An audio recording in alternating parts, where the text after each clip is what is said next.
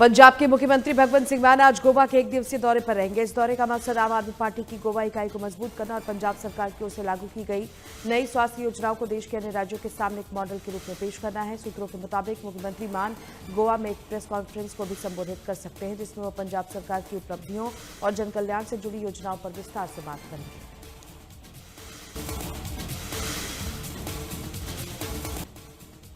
श्री गुरु रविदास महाराज जी की 650वीं जयंती के अवसर पर प्रधानमंत्री नरेंद्र मोदी 1 फरवरी को पंजाब के दौरे पर रहेंगे। इस दौरान प्रधानमंत्री जालंधर के डेरा सचखंड बल्ला में नतमस्तक होंगे। प्रधानमंत्री का ये दौरा श्री गुरु रविदास महाराज जी की जयंती के पावन अवसर को समर्पित रहेगा। कार्यक्रम को लेकर प्रशासन और डेरा प्रबंधन की ओर से तैयारियां शुरू कर दी गई हैं।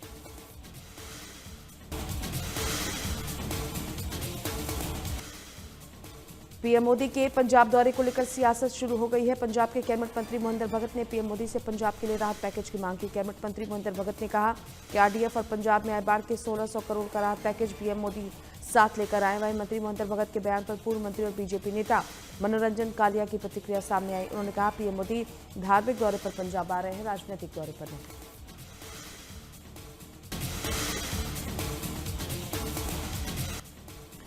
मुख्यमंत्री भगवंत सिंह मान ने अपने आवास पर स्वास्थ्य एवं परिवार कल्याण विभाग की उच्च स्तरीय समीक्षा बैठक की, जिसमें स्वास्थ्य मंत्री डॉक्टर बलबीर सिंह और विभाग के वरिष्ठ अधिकारी मौजूद रहे। बैठक के दौरान राज्य में स्वास्थ्य बुनियादी ढांचे को आधुनिक बनाने, आम आदमी क्लिनिकों के विस्तार और दवाओं की उपलब्धता जैसे महत्वपूर्ण विषयों पर गहनता से चर्चा की गई।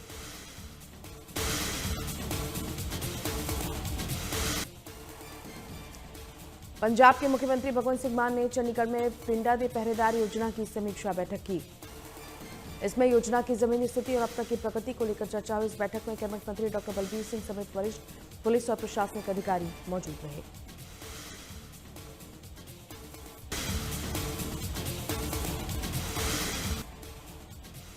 हरियाणा आम आदमी पार्टी के वरिष्ठ नेता सुशील गुप्ता ने एसवाईएल मुद्दे को लेकर चंडीगढ़ में प्रेस कॉन्फ्रेंस के दौरान उन्होंने एसवाईएल मुद्दे पर अपनी प्रतिक्रिया देते हुए कहा कि मंगलवार को हरियाणा और पंजाब के मुख्यमंत्रियों के बीच बैठक हुई।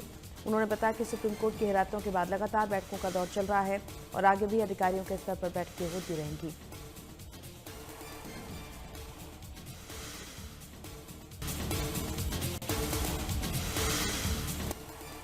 पंजाब के सीएम भगवंत सिंह मान ने चंडीगढ़ में पिंडा दे पहरेदार योजना की समीक्षा बैठक की, जिसमें योजना की जमीनी स्थिति और अब तक की प्रगति को लेकर चर्चा हुई। इस बैठक में कैबिनेट मंत्री डॉक्टर बलबीर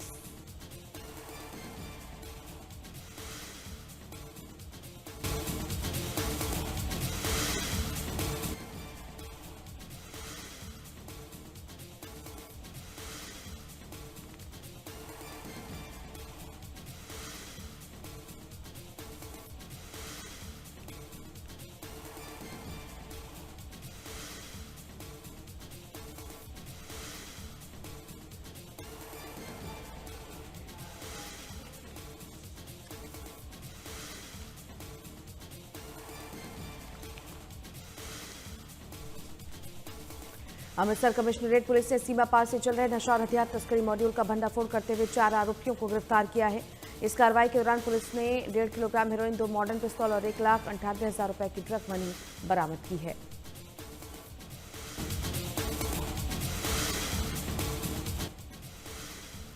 संगरूर में पुलिस ने ऑपरेशन कासो के तहत बड़ी कार्रवाई की है। पुलिस की कई टीमों ने तलाशी अभियान चलाकर हेरोइन, अवैध पिस्तौल और भारी मात्रा में मादक पदार्थ के साथ कुल 27 आरोपियों को गिरफ्तार किया। पुलिस अधिकारी ने बताया कि आरोपी कई मामलों में वांछित थे, जिन्हें गिरफ्तार कर उनके खिलाफ एनडीपीएस एक्ट के तहत मामला दर्ज कर दिया गया।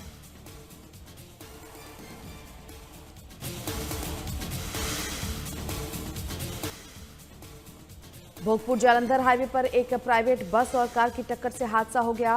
कार अनियंत्रित होकर डिवाइडर से जा टकराई। कार सवार 3 लोगों में से 2 लोग घायल हो गए, जिन्हें राहगीरों ने तुरंत निजी अस्पताल में भर्ती कराया। घटना की जानकारी मिलते ही पुलिस ने मौके पर पहुंचकर जांच शुरू कर दी। पुलिस अधिकारी ने बताया कि कार सवारों ने सीट बेल्ट लगा रखी थी, जिसकी वजह से बड़ा जानी नुकसान टल गया।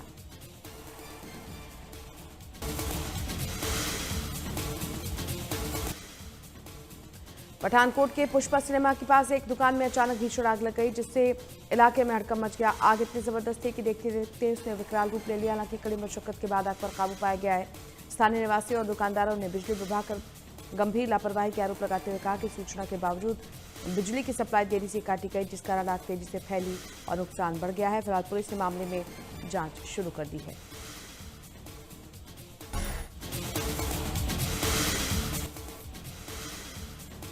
हरियाणा के मुख्यमंत्री नायब सिंह सैनी की अध्यक्षता में पंचकूला में प्री बजट बैठक आयोजित की गई। इस बैठक में प्रदेश के सांसद, कैबिनेट मंत्री और विधायक मौजूद रहे। सीएम सैनी ने बैठक में प्रदेश के आगामी वित्त वर्ष 2026-27 के बजट को लेकर चर्चा की। उन्होंने कहा, बजट प्रदेश और देश की अर्थव्यवस्था के लिए एक महत्वपूर्ण दस्तावेज है।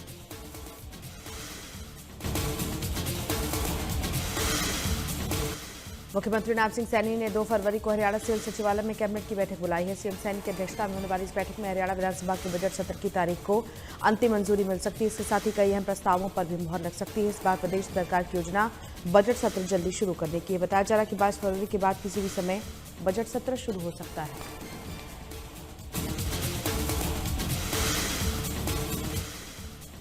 मुख्यमंत्री नायब सिंह सैनी ने 2 फरवरी को हरियाणा सिविल सचिवालय में कैबिनेट की बैठक बुलाई है। सीएम सैनी की अध्यक्षता में होने वाली इस बैठक में हरियाणा विधानसभा के बजट सत्र की तारीख को अंतिम मंजूरी मिल सकती है। इसके साथ ही कई अहम प्रस्तावों पर भी मुहर लग सकती है। इस बार प्रदेश सरकार की योजना बजट सत्र जल्दी शुरू करने की है। बताया जा रहा है कि 22 फरवरी के बाद किसी भी समय बजट सत्र शुरू हो सकता है।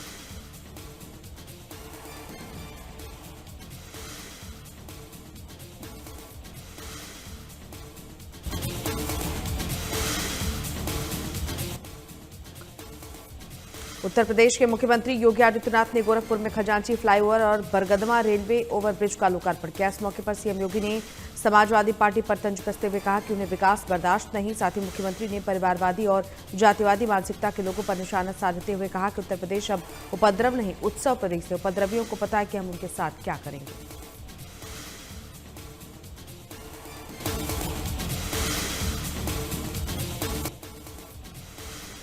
उत्तर प्रदेश के मुख्यमंत्री योगी आदित्यनाथ आज सिद्धार्थनगर के दौरे पर रहेंगे। इस दौरान मुख्यमंत्री 1 फरवरी तक डीएसए ग्राउंड में आयोजित होने वाले सिद्धार्थनगर महोत्सव का उद्घाटन करेंगे। इस दौरान सीएम योगी के साथ पार्टी के कई वरिष्ठ नेता मौजूद रहेंगे। वहीं मुख्यमंत्री के आगमन को देखते हुए जिला प्रशासन, पुलिस और खुफिया एजेंसियां पूरी तरह से अलर्ट मोड में हैं।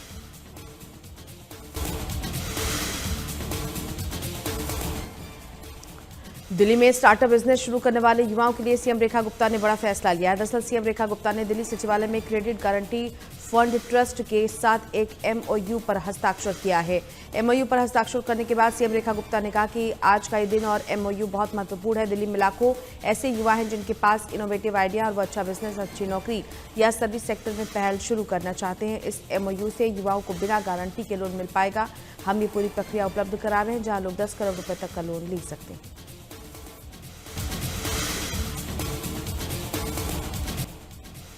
संसद का बजट सत्र आज शुरू हो रहा है। संसद के बजट सत्र की शुरुआत राष्ट्रपति द्रौपदी मुर्मू के अभिभाषण से होगी। राष्ट्रपति मुर्मू लोकसभा और राज्यसभा के संयुक्त सत्र को संबोधित करेंगे। बजट सत्र से पहले प्रधानमंत्री नरेंद्र मोदी मीडिया से बात करेंगे।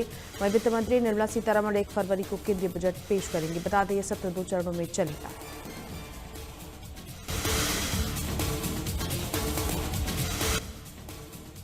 जम्मू के तालाब तिल्लो इलाके में स्थित एक पेंसिल फैक्ट्री में अचानक भीषण आग लग गई, जिससे पूरे क्षेत्र में धुएं का गुबार छा गया और आसपास अफरा तफरी मच गई। सूचना मिलते ही दमकल विभाग की कई गाड़ियां मौके पर पहुंची और आग पर काबू पाया। फिलहाल आग लगने के कारणों का पता नहीं चल पाया है।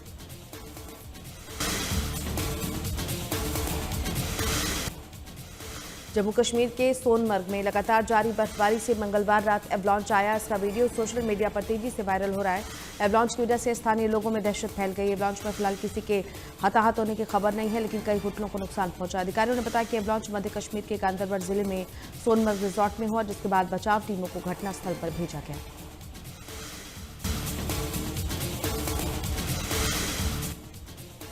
कुल्लू जिले में लगातार हो रही भारी बर्फबारी के कारण मौसम का मिजाज पूरी तरह से बदल गया। पहाड़ी क्षेत्रों में रुक-रुक कर बर्फबारी से एक और तापमान में भारी गिरावट दर्ज की गई। वहीं भारी बर्फबारी का सबसे अधिक असर कुल्लू मनाली राष्ट्रीय राजमार्ग NH3 पर देखने को मिल रहा है। राजमार्ग पर कई जगहों पर मोटी बर्फ की परत जम जाने से यातायात बाधित हो गया और फिसलन बढ़ने के कारण वाहनों की आवाजाही में भारी दिक्कतें आ रही हैं।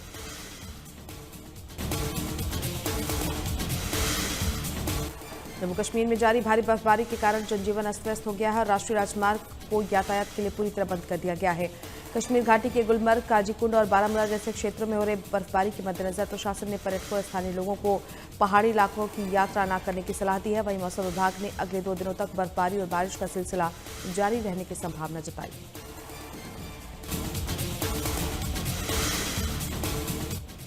जम्मू कश्मीर में जारी भारी बर्फबारी के बीच जनता की परेशानियों को देखते हुए सरकार ने सख्त रुख अपनाते हुए 5 इंजीनियरों को तत्काल प्रभाव से निलंबित किया। इन अधिकारियों पर आरोप है कि इन्होंने बर्फ हटाने के कार्य में अत्यधिक देरी की और बिना किसी पूर्व सूचना के ड्यूटी से नदारद रहे, जिसके चलते सड़क मार्ग अवरुद्ध रहे और मरीजों को अस्पताल पहुंचाने में गंभीर बाधाएं आई।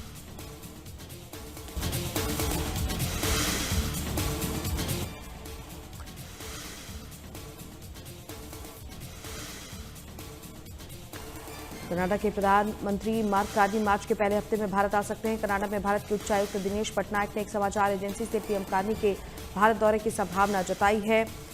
कनाडा में भारत के उच्चायुक्त ने कहा कि दोनों देशों के बीच जिन क्षेत्रों में द्विपक्षीय समझौतों पर हस्ताक्षर होने की संभावना, उनमें तेल और गैस के साथ ही एआई, क्वांटम कंप्यूटिंग, शिक्षा और सांस्कृतिक सहयोग जैसे क्षेत्र भी शामिल हैं।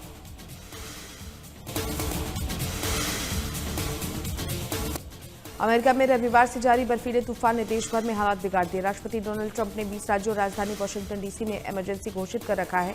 नेशनल वेदर सर्विस के मुताबिक ये तूफान लगभग 3220 किलोमीटर के एरिया में फैला है। करीब 21 करोड़ यानी 2/3 अमेरिकी इस तूफान की चपेट में है। इस भीषण ठंड और बर्फीले हालात के कारण न्यूयॉर्क समेत देश भर में अब तक 35 लोगों की मौत हो चुकी है। न्यूयॉर्क सिटी में वर्षों बाद सबसे ज्यादा बर्फबारी दर्ज की गई।